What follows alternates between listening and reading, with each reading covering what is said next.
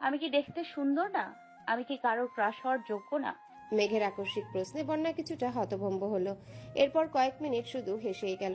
স্বাভাবিক স্বরে বলল, অবশ্যই তুই সুন্দর, ক্রাশ খাওয়ারও যোগ্য। কিন্তু তুই ছেলেদের ক্রাশ হতে পারবি কিনা সন্দেহ আছে। হতে পারিস রাস্তাঘাটের, গাছগাছালির, রংচড়া দেয়ালের, গরু ছাগলেরও হতে পারিস। রাগে ফুঁসতে ফুঁসতে কল কেটে দিয়েছে মেঘ আর ভাবছে, আজকাল সান্ত্বনা নিতে চাইলেও মানুষ মজা নেয়। যদিও বন্যার হাসির কারণটা খুবই স্বাভাবিক। মেঘকে বরাবরই এই চোখে চোখে রেখেছে তানভীর সহ বাড়ির সকলে। 6 থেকে 10 পর্যন্ত পড়েছে গার্লস স্কুলে, তারপর গার্লস কলেজে। আহারে জীবন, ধুধু মরুভূমির মতো কোথাও কেউ নেই। স্কুল কলেজের সামনে বাসার গাড়ি থাকতো, বাসা টু স্কুল, স্কুল টু বাসা। কোনো ছেলে না দেখলে ক্রাশ কিভাবে খাবে? বোধ শক্তি হওয়ার পর মেঘ মনে হয় 2-3টা বিয়ে খেয়েছে কাজিনদের, যাকে বলে নামের বিয়ে খাওয়া। তানভীরের ভয়ে বিয়ে বাড়ির এক কোণে বসে থাকতো মেঘ। ভাইয়ের কড়া শাসন ছিল, ঘর থেকে বের হতে পারবে না, বরযাত্র আসলে তো আরো না। ঘরের ভিতরে তার জন্য খাবার পাঠানো হতো। তানভীর নিজে বোনকে খাওয়াতো ইচ্ছে মতো। তারপর বিয়ে শেষ হলে মা বোনকে নিয়ে চলে আসতো। গায়ে হলুদে নাচা, গান গাওয়া, এমনকি মেহেদিও দিতে পারেনি কখনো। এই কষ্টে এখন আর মেঘ কারো বিয়েতেই যায় না। এতে তানভীর মনে হয় হাঁপ ছেড়ে বেঁচেছে। মেঘের এই সাদা কালো জীবনের কথা শুনলে বন্যা কেন পৃথিবীর সব মানুষই হাসবে। জীবনটা তার তেজপাতা হয়ে গেছে। মাঝে মাঝে ভাবে, এই বাড়িতে জন্মানোটা কি খুব দরকার ছিল? কয়েকবার বন্যা কল ব্যাক করেছে নিজের জীবনের হতাশার জন্য। মেঘ আর কলই রিসিভ করেনি। বান্ধবীকে এর রাগ দেখিয়ে কি হবে? জীবন যেখানে যেমন তা মানতেই হবে। মেঘের বেস্ট ফ্রেন্ড হওয়ার খেসারত দিতে হচ্ছে বন্যাকেও। মেঘের সাথে সাথে বন্যাকেও চোখে চোখে রাখে তানভীর। কথায় আছে, সঙ্গ দোষে লোহা ভাসে। সঙ্গ খারাপ হলে মেঘও খারাপ হবে, তাই সবসময় বন্যার পিছনে লোক লাগিয়ে রাখে। শুধু বন্যাই না, আরো দুজন বান্ধবী আছে মেঘের, একজন পাখি আর একজন মায়া। ওদেরকেও নজরে রাখে তানভীর। বোনকে সব দিক থেকে প্রোটেক্ট করাই যেন তার প্রথম এবং প্রধান কাজ। আবির বিকাল থেকে ঘুমাচ্ছে। সন্ধ্যা 7টায় ঘুম ভাঙে আদির ডাকে। নিচে আবিরের আব্বু আর মেঘের আব্বু বসে আছেন। আবিরের বাইক কেনার কথা শুনে তাড়াতাড়ি চলে এসেছেন অফিস থেকে। আবির ঘুম থেকে উঠে চোখে মুখে পানি দিয়ে টাওয়েল দিয়ে কোনো রকমে মুখটা মুছে তৎক্ষণাৎ রুম থেকে বের হয়। সে তার বাবাকে খুব ভালো করে চিনে। ডাকার সঙ্গে সঙ্গে উপস্থিত না হলে বাড়িতে তাণ্ডব শুরু করে দিবেন। আবিরের চোখে মুখে ঘুমের প্রভাব স্পষ্ট। ব্যস্ত পায়ে হাঁটছে সে। আচমকায় এলোমেলো পায়ে ছুটে রুম থেকে বের হয় মেঘ।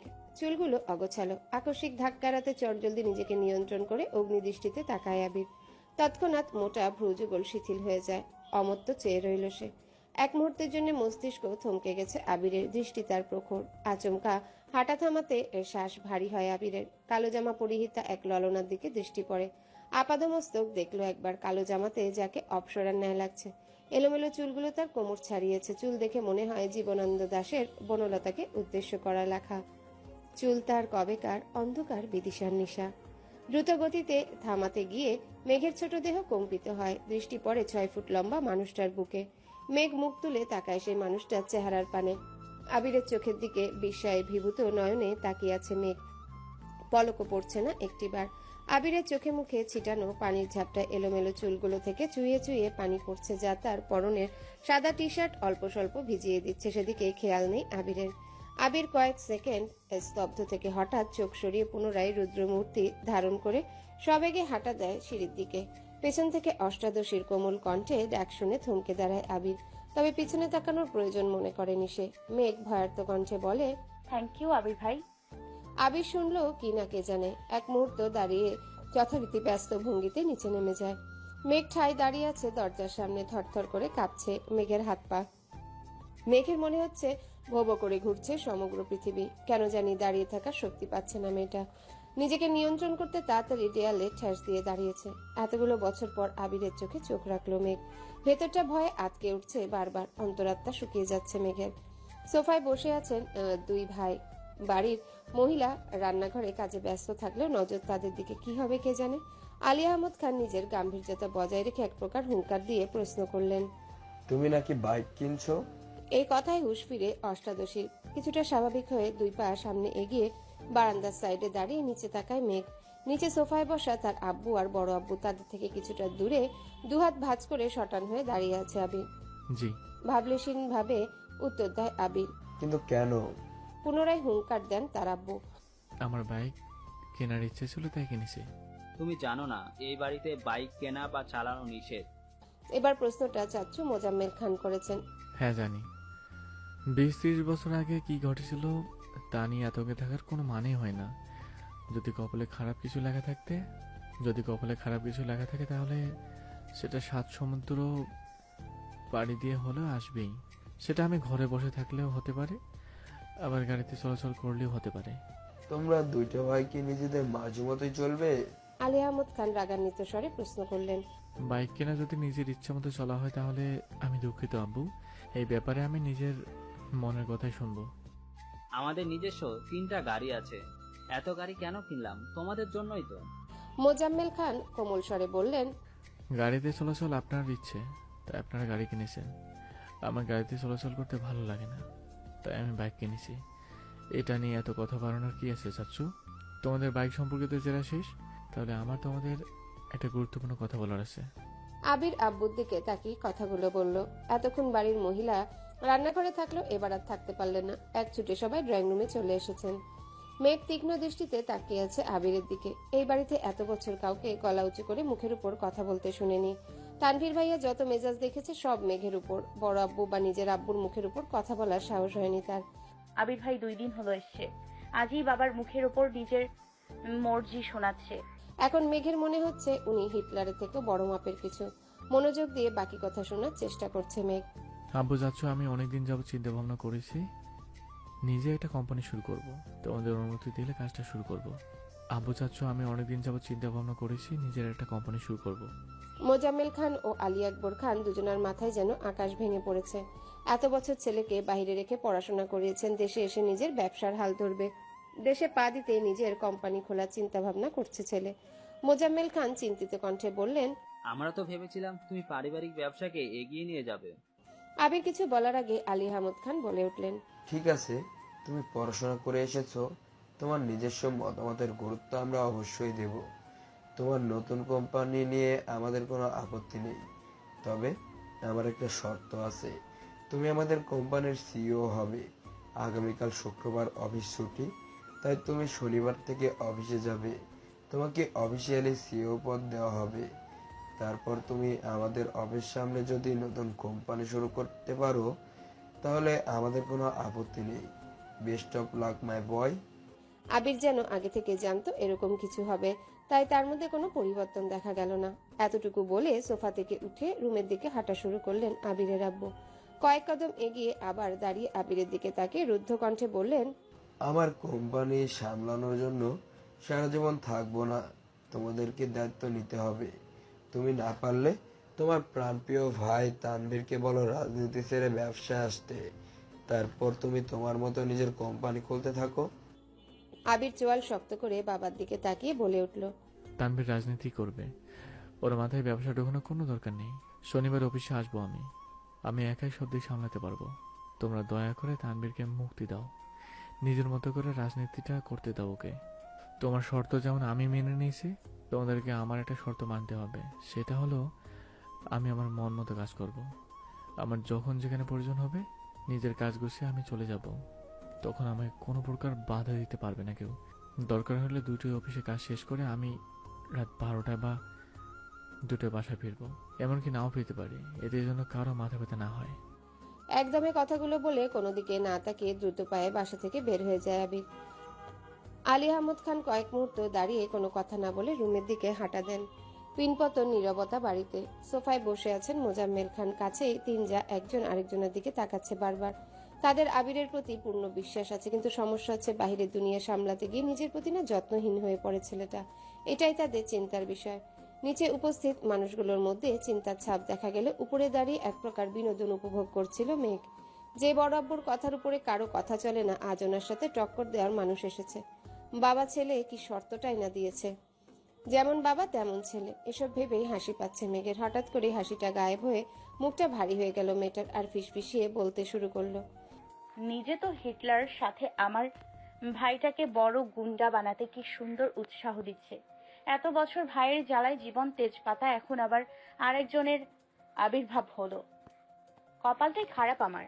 এখন নিচে যাওয়ার পরিস্থিতি নেই, তাই বিড়বিড় করতে করতে রুমে ঢুকতে যাবে, হঠাৎ চোখে পড়ে আবির ভাইয়ের রুমের দিকে। এক রাশ হতাশা নিয়ে রুমে ঢুকে যায় মেঘ। বাবা মাকে ছেড়ে আলাদা রুমে থাকলে খুব স্বাধীনতা পাবে ভেবে নিচতলা থেকে উপরতলায় চলে এসেছিল মেঘ। আবির ভাই বিদেশ যাওয়াতে কোনো চিন্তাই ছিল না, কিন্তু মেঘ আসার 15 দিনের মাথায় তানভীরও মেঘের পাশের রুমে চলে আসে জিনিসপত্র নিয়ে। সিঁড়ি দিয়ে সোজা উঠতেই তানভীরের রুম, বোনকে পাহারা দিতে মূলত এই রুমে আসা। তানভীর যতক্ষণ রুমে থাকে ততক্ষণ নিজের রুমের দরজাটা খুলে রাখে। মেঘ সিঁড়ি দিয়ে দৌড়ে উঠতে গেলেও ভাইয়ের কথা ভেবে আস্তে ধীরে উঠানামা করে। বর্তমানে মেঘের অবস্থান নাজেহাল, কারণ তার একপাশে আবির ভাইয়ের রুম, আরেক পাশে তানভীর ভাইয়ের পরের রুমটা মিমের জন্য ঠিকঠাক করা হচ্ছে। কিছুদিন পর থেকে মিমও উপরে থাকবে, কিন্তু তাতে কি, ভাইয়ের ঘর ডিঙিয়ে মিমের রুম পর্যন্ত যেতে পারবে কিনা সন্দেহ আছে। রাত 10টার উপরে বাজে, সবাই খাওয়া দাওয়া শেষ করে যে যার রুমে চলে গেছে।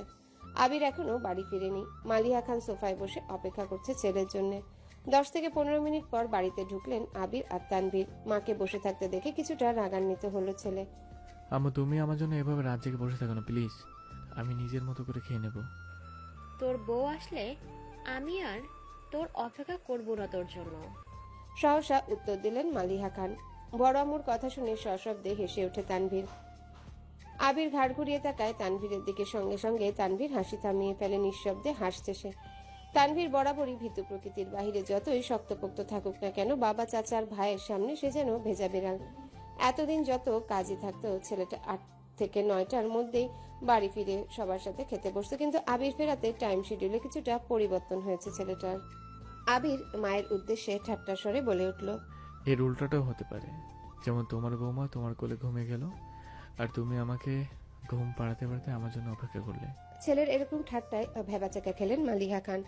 আবির পুনরায় শান্ত অথচ কড়া গলায় বলে উঠল, কাল থেকে তোমার জন্য বসে থাকতে না দেখে আমার কিছু লাগলে চেয়ে নেব, আমার খাবার টেবিলে রেখে দিও, আমি খেয়ে নেব। এই কথার কোনো উত্তর না দিয়ে মালিহা খান স্বাভাবিক কণ্ঠে বললেন, তানভীর, মেঘ এখনো খায়নি, একটু ডেকে আনবি, এখন খাবে কিনা? তানভীর ঠিক আছে। বলে উপরে গেল। আবিরও নিজের রুমে গেল। 5 মিনিটে ড্রেস পাল্টে ফ্রেশ হয়ে নিচে নেমেছে। এতক্ষণে মেয়ে খাবার টেবিলে চলে এসেছে। ভেবেছিল ভাই ফ্রেশ হয়ে নামার আগে তাড়াতাড়ি খেয়ে পালাবে। খাওয়া অর্ধেক হতেই তার দৃষ্টি নিবদ্ধ হয় সিঁড়ির পানে। কালো টি শার্ট আর ট্রাউজার পরে হাতে মোবাইল নিয়ে আপন মনে নামছে আবির। মেঘ সরু চোখে নিরীক্ষণ করছে আবিরকে। মানুষটাকে দেখে হৃদস্পন্দন বাড়তে লাগলো মেঘের।